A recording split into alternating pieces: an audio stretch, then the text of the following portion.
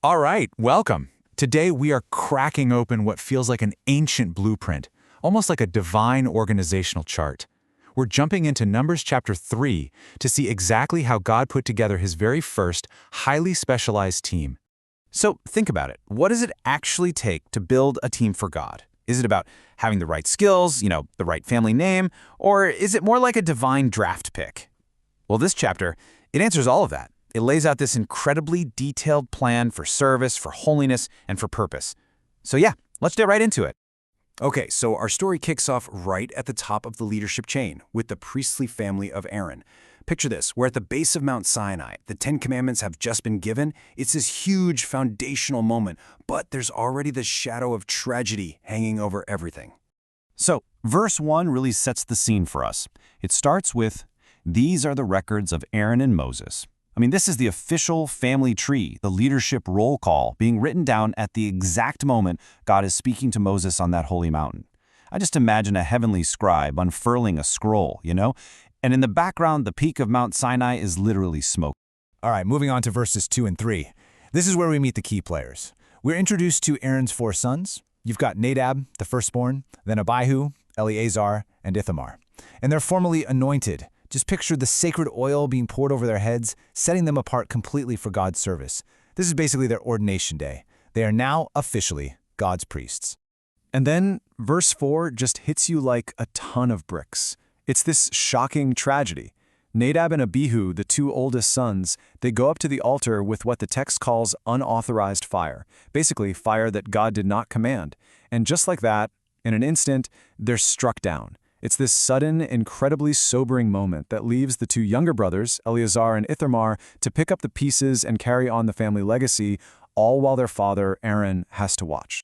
So now, the priesthood is established, but it's also deeply scarred by this loss. So what does God do? He creates a support system, and it's unlike anything you've ever seen. A whole tribe is about to get a brand new job description. This brings us to verses 5 and 6, where God gives Moses a really direct order. Just try to picture it. Moses standing before this massive camp of Israel, and he calls out, "Bring the tribe of Levi forward." They're pulled out from the crowd to be presented to Aaron, who is, by the way, their own relative, to start a totally new mission of service. Okay, so verses 7 through 9 get into the nitty-gritty of their duties. The best way to think about the Levites is like the essential backstage crew for the tabernacle. Seriously. They're handling all the logistics, managing all the sacred equipment, and just supporting the priests to make sure the worship for the entire nation runs without a hitch. And they're so dedicated to this role, the Bible actually says they are entirely given to Aaron. They're like a living gift to the priesthood. Then you get to verse 10, and it's this incredibly stern warning. I always picture like a velvet rope, A sacred boundary drawn around the most holy duties. Only Aaron and his sons are allowed to perform the priestly rites, and for anyone else, any unauthorized person, to even try to cross that line, well, the consequences are fatal. This makes it crystal clear just how sacred and serious these roles are. So, you might be asking, why the Levites? Out of all the tribes, why them? Well, the core reason for them being chosen goes all the way back to a promise that was made during that dramatic escape from Egypt.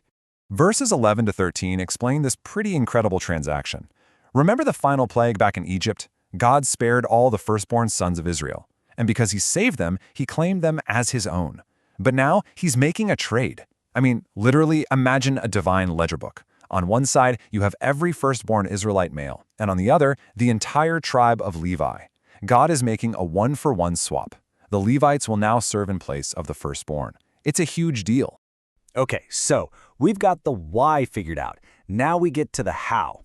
It's time for basically a divine audit. A census is called to organize this brand new workforce. And listen, this isn't just about counting heads. It's about assigning every single person their specific, absolutely crucial role.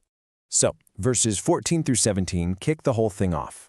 Moses gets the order, count every single male Levite, starting from just 1 month old and up.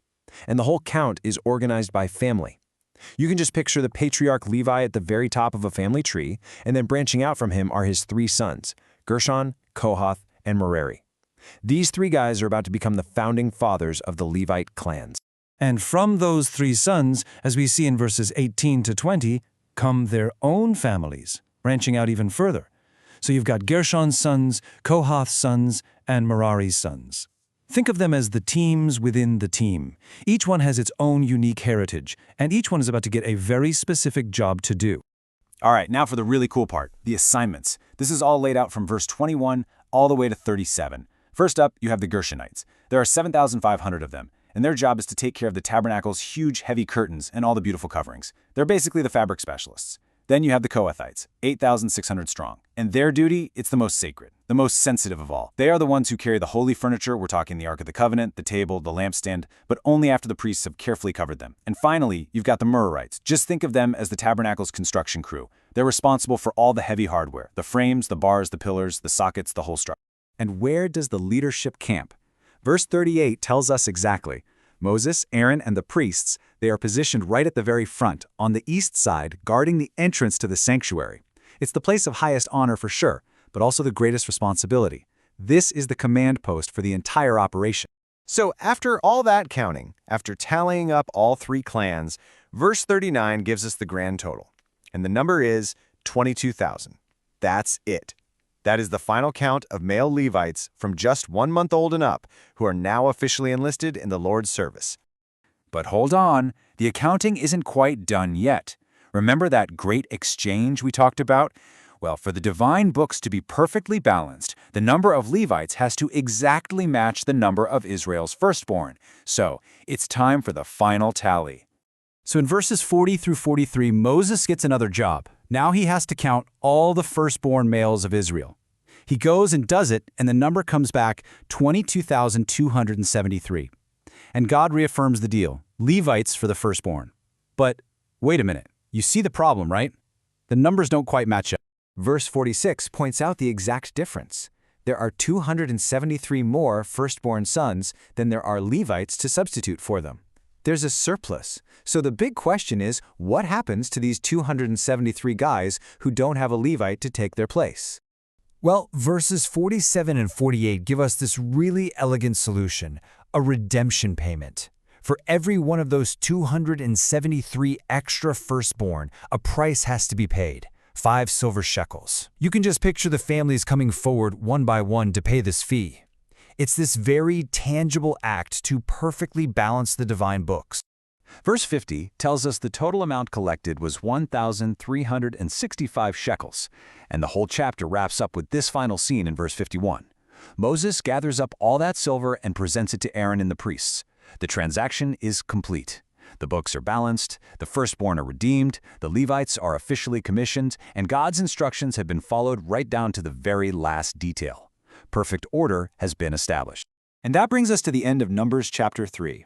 You know, this incredibly detailed chapter, it's so much more than just an ancient census.